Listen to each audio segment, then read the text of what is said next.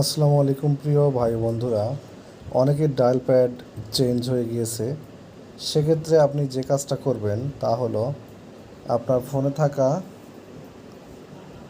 Google play স্টোরে যাবেন। Google play স্টোরে গিয়ে যে কাজটি করতে হবে, সার্চ অপশনে গিয়ে আপনি লিখবেন হচ্ছে Google dial pad. Google dial প্যাডে লেখার পরে গুগল আপনার যে ফোন বাই গুগল যেটা আছে এটা এখানে আমার আপডেট, অর্থাৎ আমি এটা হচ্ছে একবার চেঞ্জ করছি, এই জন্য এখানে আনইনস্টলে চাপ দিবেন। অনলি আনইনস্টল লেখা থাকবে, এখানে চাপ দিবেন। চাপ দেওয়ার পরে আপনি আপনার যেই ফোন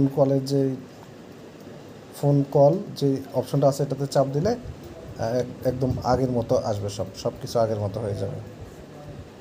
থ্যাংক ইউ।